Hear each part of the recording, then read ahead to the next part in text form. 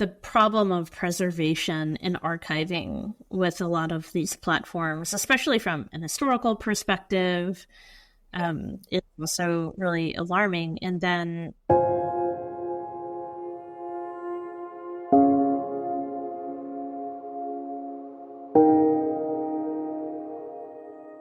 Hi, everybody, and welcome to another episode of the Glam Reaper podcast. I'm your host, Jennifer Muldowney, aka the Glam Reaper. And on today's episode, quite timely, I have a gorgeous author called Tamara who came out with a really interesting book called Death Glitch. So we are going to get into it today on all things tech and death. And let's hope there's no glitches in this podcast. So Tamara, welcome to the show. Thank you so much for having me, Jennifer. So tell us a little bit about you, and not necessarily just all about the book, but tell us a little bit about you, your background, and, you know, who you are. Who's Tamara? So I'm an academic primarily, and my background is in cultural anthropology, which is part of the reason why I became so interested in death as a subject matter. And I did a master's degree and a PhD. My PhD was in media studies, and so I did a lot of work on digital cultures and trying to understand the different kinds of subcultures attached to the internet, including very weird ones and ones that were quite ephemeral and part of web history, but maybe didn't continue on into the contemporary moment. And I also have worked in the tech industry, and I was at Intel in a couple of different roles, and primarily my research focus within the tech and policy nonprofit world is very much focused on the ethics of technologies, including AI, and the matter of sustainability. And increasingly, my work on death and my work on climate tend to intersect. And so thinking about what happens to the data of the dead is also very much tied to thinking about data storage and the role of data centers and the power of tech companies over people's data when they're alive and then also when they're dead. And so I do a lot of writing and tend to write for a lot of different kinds of audiences. And yeah, I would say that the other thing about me is that I'm very interested in dead media forms. So a lot of vinyl records and also vintage clothing is one of my passions. And I worked in vintage shops all throughout graduate school. And maybe the other part of me that is worth mentioning is that I have a background as a labor organizer and was very active in my graduate student union, faculty union as a professor, and am very engaged in tech worker union movements and other labor organizations around tech. So, and that I think is also a thread that comes out in the book. Very cool. Well, I mean, that is a decorated resume, as they would say over here in the States. That's amazing. And we've actually, you and I have a lot of crossed paths there because, you know, I own a memorial planning business. I'm from Ireland. I'm here in the States about 9 years now, 10 years, I think it actually is this year. I keep saying 9. I keep living in the past. But I've always, aside from that, and my, you know, advocacy for pre-planning your own funeral, I've always been absolutely fascinated with the industry or the death space impact on our digital legacies and then the environment. I've worked with companies, I've consulted with people all along my kind of travels, my own decorated resume, where I've gotten kind of, a snapshot into that. It's just so fascinating, and I want to get into that more. Your book, Death Text, I'm going to show it here. So I, again, because of my fascination with it, it's called Death Glitch, How Techno-Solutionism Fails Us in This Life and Beyond. It's not for everybody, you know, it is one of those books that you kind of have to be interested in. I think everyone in the funeral space should read it, honestly, just to have the knowledge, but there's a lot of things I think a lot of people in the funeral space should do and they don't. But because it's just so fascinating. Now, the first thing I thought of, because I've read a couple of these types of books, yours was extremely thorough though. And you could tell you had that research background, and you can see my so many notes and dog ears in it. It's a very well used, well read book. And that's mainly because honestly, I just recently spoke about AI and death. AI and grief, and we have that video on our YouTube channel, and you can find it on the website. But it was a panel of us, which was interesting. So I was kind of representing the funeral space, and then we had I was about to say an estate attorney, but no, she was from the legal side of it. She was an estate attorney, but she was from the legal aspect of sort of what your digital legacy can do. And then we had an engineering data analyst. And so we were coming from three very different sort of spaces, but we were all kind of pretty much singing off the same hymn sheet. But in my research for that, I kind of wanted to absorb as much as possible. And one of the things that I wanted to ask you while I have you is, in the books that I've read, and even in the things I've written myself in this space, isn't it wild how just fastly out of date everything becomes? Like like people have often said to me when they see sort of on my LinkedIn, I'll say my 3 pillars are pre-planning, or, you know, planning your own funeral, digital legacy, and the environment. And people will often say, why don't you specialize? Why never did you specialize in digital? And I'm like, because it changes so fast. It's crazy. So I mean, you're talking in this book a lot about the past and your experiences and case studies with that. And there is one major one I want to talk about because I feel very strongly about it. How do you feel about that, or what's, you know? I mean, so as an academic researcher, that's par for the course. So if you're going to be studying digital cultures, they're going to be shifting all the time. Yeah. And I think, you know, I wrote the book, certainly it's, you know, an academic press book. It was intended to be my tenure book had I stayed in my academic job. And so I was more concerned about reaching academic audiences and ensuring that it would be taken seriously in those circles. But I did also want it to be accessible to people who were not academics and who didn't care about particular forms of media theory. But I think part of it is that I wasn't necessarily intending it to be a how-to or a guide, and that's in part because of how quickly things change. And so trying to accommodate the pace at which these technologies and just all of the infrastructures and cultures around them change over time, it would be so hard to capture that in anything connected to academic publishing because it takes years. Yeah. And so, you know, there's a year gap between me turning in the final copy edits and the book being printed. Yeah. And so when people say, you know, generative AI was not really a hot topic. Yeah. Yeah.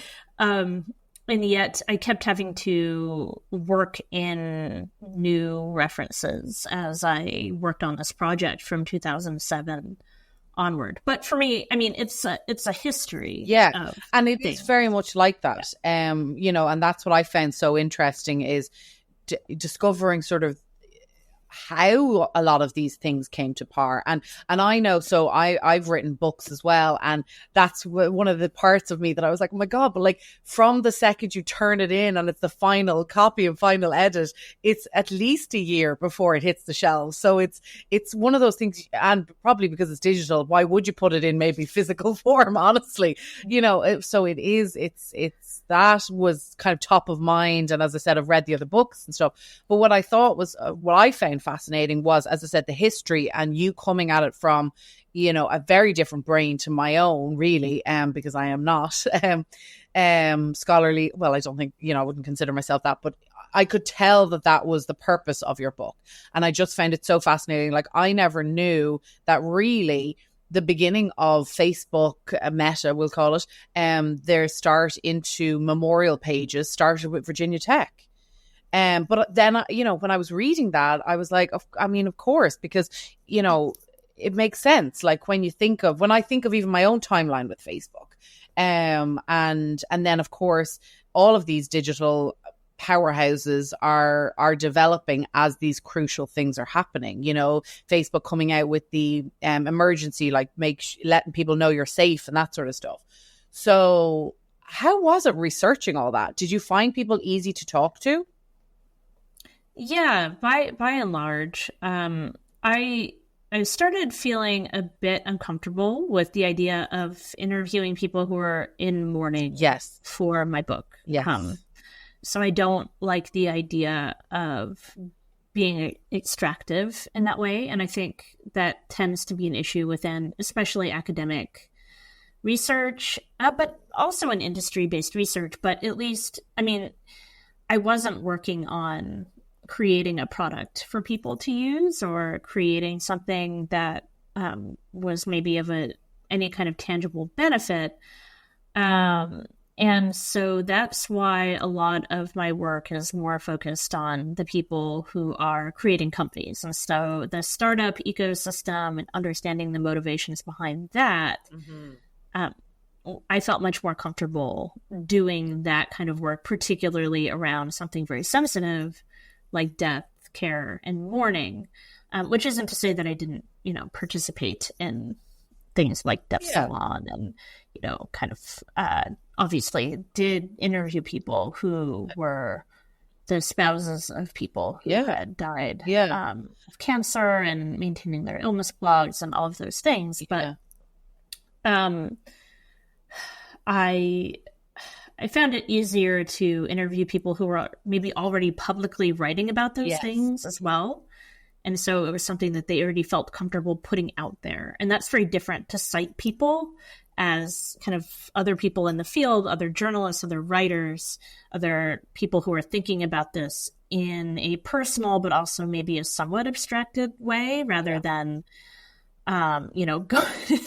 being like like a Harold and Maude, like turning up at people's funerals. To find people to interview. I understand.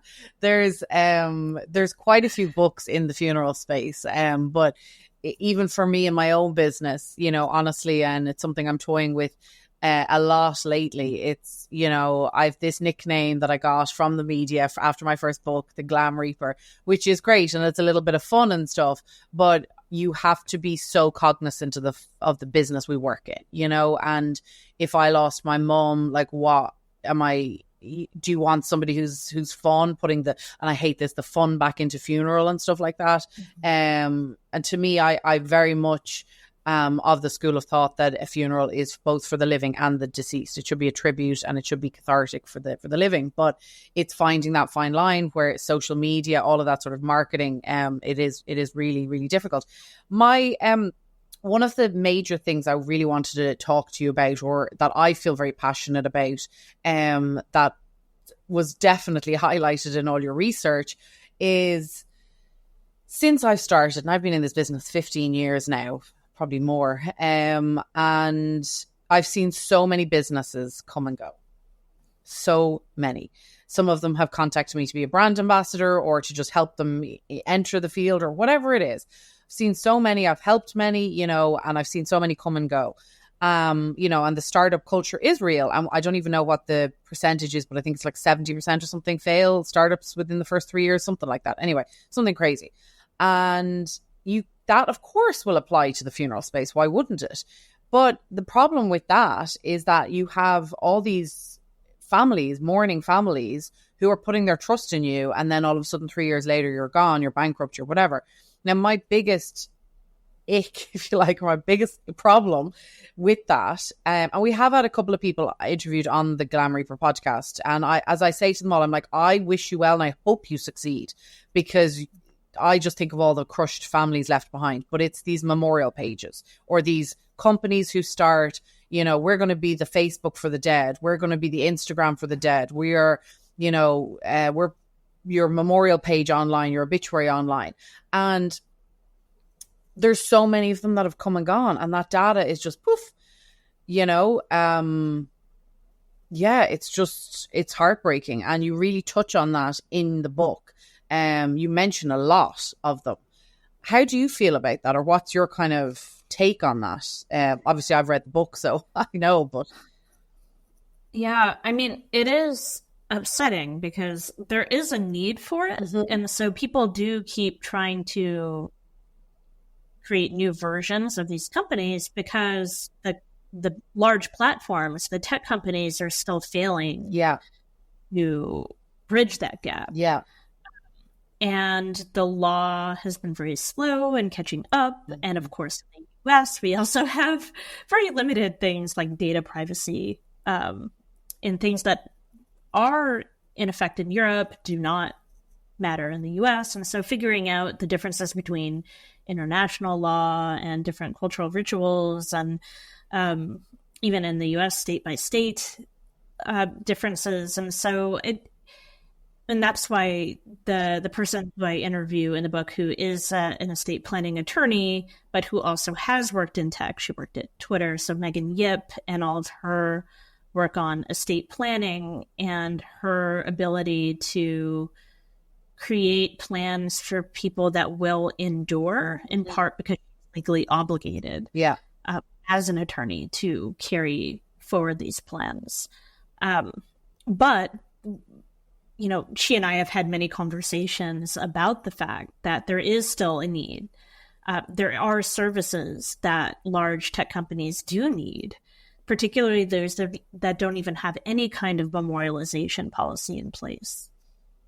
And I think something that she has also really been firm about is the fact that it isn't just death. It's also when people become incapacitated. Yeah.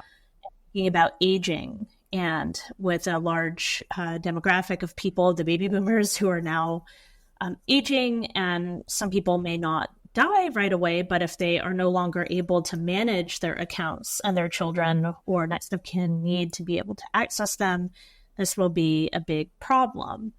And so we've talked about different ways of, what can be done? How do you package services, and how do you figure out how to deliver something that would make this easier on people, but that maybe isn't totally a startup model. Like maybe this is where a kind of cottage industry of consultants or people who are doing policy at nonprofits like mine. This is also where they might come in to help kind of shape internal tech policies around this kind of issue. Yeah. It seems like something that responsible AI teams, in fact, should be looking at, the death use case. But I think they're so overwhelmed by work right now. And this is part of the issue, too, is just that within tech companies, this is not a subject that is being prioritized. It is not something that is being well-funded and well-staffed. Yeah. And with kind of good reason, in some respects. Like, I've often thought, like, if I put myself at the top of a tech company like Facebook, Instagram, Snapchat, they're about living and life and the moments and the memories. That's what they're about collecting. They're not focused on, sure, didn't Elon Musk, when he bought over Twitter, didn't he cull all the profiles or something like that? Like, he just got rid. Wild.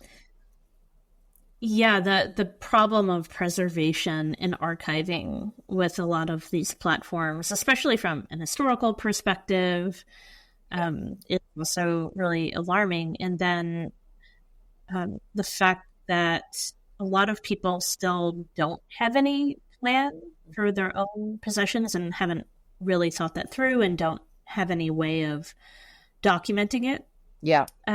And so I do think that the services that seem to be a little bit longer lasting are those that provide mortuary care and will writing, planning, and other end of life protocols on top of the digital housekeeping aspect. Yeah. Yeah, because it's, as we talked about at the panel discussion on AI, and as I said, I could have talked for hours and hours about it because there's so many different aspects. There's so many different facets we could have talked about. Like we talked about history, and I'm like, reenacting my grandmother who's passed away, I may not want that. Like that might be horrific for me. I just don't want it. Ew, creepy. But to another person, that might not be the case. And then And then you think, okay, but historically, so my great grandmother, you know, if she was in, I don't know, the Battle of Hastings or something, wouldn't it be incredible to sort of, you know, reenact her memories, or somehow like for me to hear her voice that I never heard in real life? So, you know, there's so many pros and cons to it, and a lot of it is an emotional attachment to it. You know, like one of the conversations that came out in the panel discussion was, well, what right do we have to celebrities? You know, and I had to be the sort of the I brought it back to being human. I said, yeah, you might think Whitney Houston, we deserve to sort of have access to her voice forever. But I mean, she's a human being. She was a daughter. She was a mom. Like, she's all these things. We don't get a right just because somebody's in the public arena. We don't get a right to them. But then there's that argument of, well, do we? And, you know, what do you sell your soul, you know, if you become a celebrity and all that sort of stuff. But then it comes down to, it kind of comes back to pre-planning. And, you know, I do have a PDF document, and it touches on digital a little bit, but it's like your passwords, you know, you financially, you might have investments in music, you might have books you've bought online, you know, where do all they go? Your digital profiles, do you want them kept up? Do you want them turned into memorial pages? Do you want them taken down? Maybe you're an influencer, so where's that money going? You know, like, are they going to use your likeness for years to come? Like, several celebrities. I mean, didn't they bring Audrey Hepburn back from the dead in some ad? You know, your thoughts in your blogs, this podcast, long after we're gone, Tamara, maybe they'll, you know, take our heads and voices and put them somewhere. Maybe not. I think if they could make a buck from it, they would. You know? Yeah. Well, that's the scary thing. I mean, I joked at the panel discussion, but it was deadly serious, where I had a conversation with my parents, because I said, this is, you know, the world is kind of getting scarier. And I said, if you ever get a phone call, somebody saying they have me kidnapped, it did elicit quite a bit of a laugh. I said that if they have me kidnapped and they're demanding $10,000, which is really not a lot, but anyway, if they're demanding $10,000, my dad would probably say, keep her, that they'll soon return me.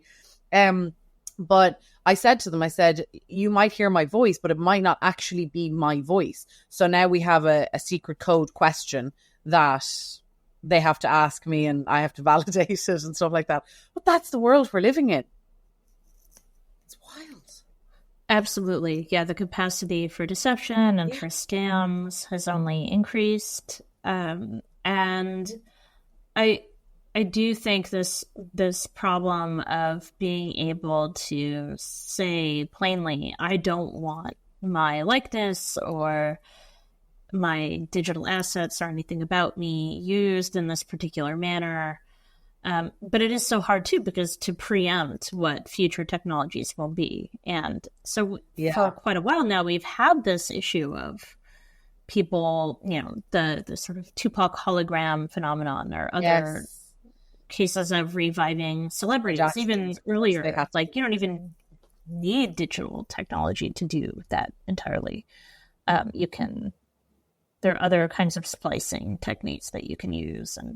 But now with generative AI, there is this notion that it can be kind of universalized, that it could happen to anyone. And the notion that there are so many terrible use cases for it, really.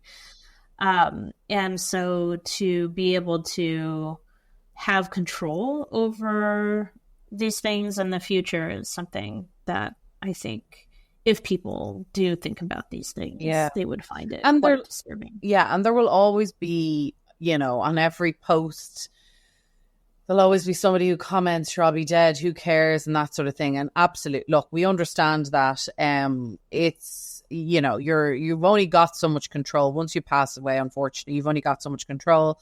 And a lot of that falls into your family or your next of kin or whoever you've nominated as hands. But it is a scary thing, and it's something we do need to address. I was really watching an episode of Criminal Minds there recently. I've started rewatching it, where one of the, I know it's a fictional show, but it just highlighted to me what can be done. And they obviously deal with criminals, but one of the detectives or FBI agents or whatever they're called, she appeared on the dark web in pornography. And it was not her, obviously, but it was her likeness attached to somebody else's body. And that's why a lot of parents I know are afraid to put their children's faces out on the web, on social media and stuff like that, because there's that fear of child porn and stuff. But it's just having control over our voices, our face, you know, our likeness.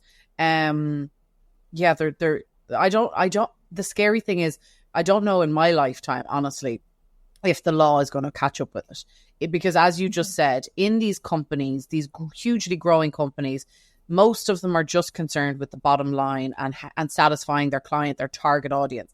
And their target audience, and therefore them and their finances, are not concerned with death, because then you're not, you know, you don't exist to them anymore. You're not, they can't sell you anything anymore.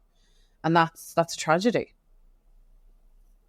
It's crazy. And, you know, for my funeral folk that are out there listening, because I know we have my audience of this is sort of funeral folk, but it's also people who just sort of are interested in the crazy things I talk about.